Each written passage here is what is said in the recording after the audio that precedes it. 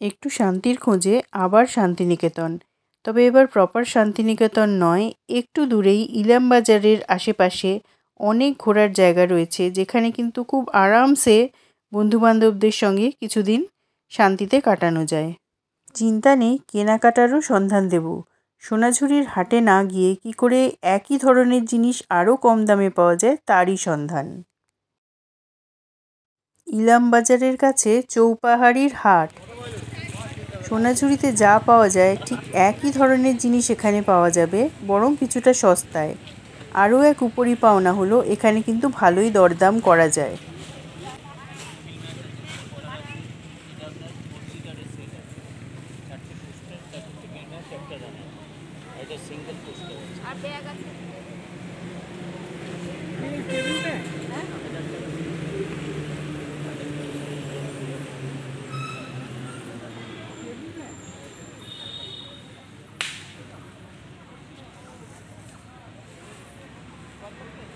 এবার প্রশ্ন হলো এই দিকটাতে খাওয়া দাওয়া কোথায় করা যায়।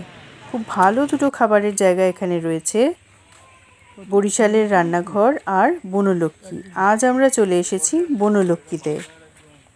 খাবার অর্ডার করা হয়ে গেছে, তার আগে চট করে শুনে নিই বনলক্ষ্মী তৈরি হওয়ার ইতিহাসটা বলবে আমার মামাতো ভাই শ্রমিক। ওরকম নয় তো, রূপদি আমায় বলেছে আমরা বনলক্ষ্মীতে খেতে এসেছি, আমি রূপদি এবং আমার দিদিভাই খেতে এসেছি। তো আমি হঠাৎ মনে হলো যে বনলক্ষ্মীর সম্বন্ধে আমি যেটুকু জানি সেটুকু আমি বলতে পারি, যে আমরা কোথায় বসে খাচ্ছি এই মুহূর্তে, কারা আমাদের খাবার দিচ্ছে সেগুলো লক্ষণীয়। কেন যে এরকম একজন ভদ্রলোক কলকাতার নিরঞ্জন, সেটাও বোধহয় একটু নিরঞ্জনী, ওনার একটা ইনহেরিটেন্সও ছিল, ওনার একটা পয়সা কিছু পয়সা কড়ি বোধহয় ইনহেরিটও করেছিলেন।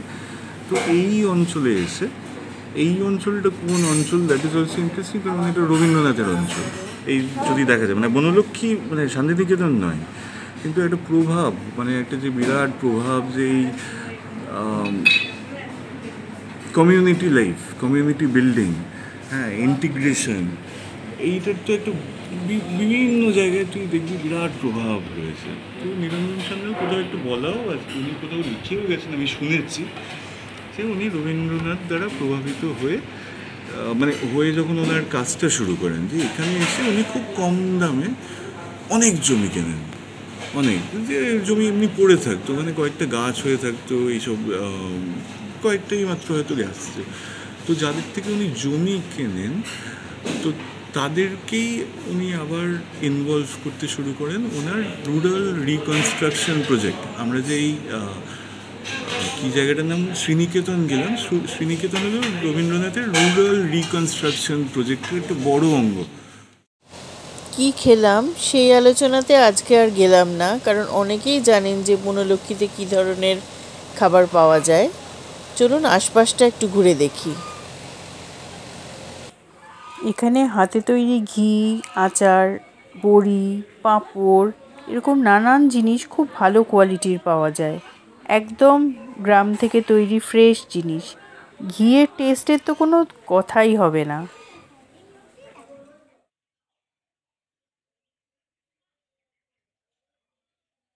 খাওয়া দাওয়া সেরে হাটে ফিরে দেখি নাচ শুরু হয়ে গেছে।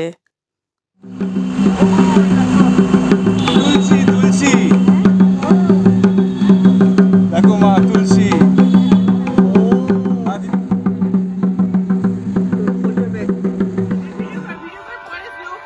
ভিডিও করবো?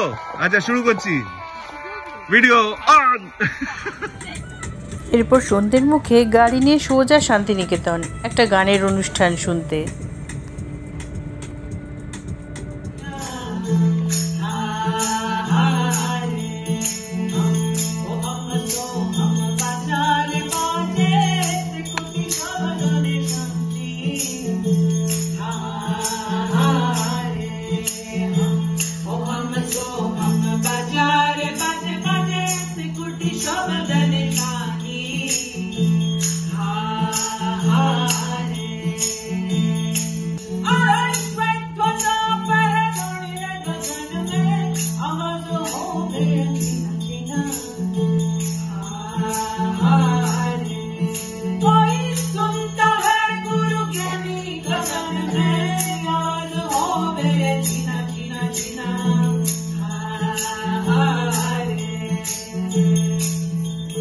ভাই বোনেদের সঙ্গে দারুণ একটা দিন কাটিয়ে দিলাম।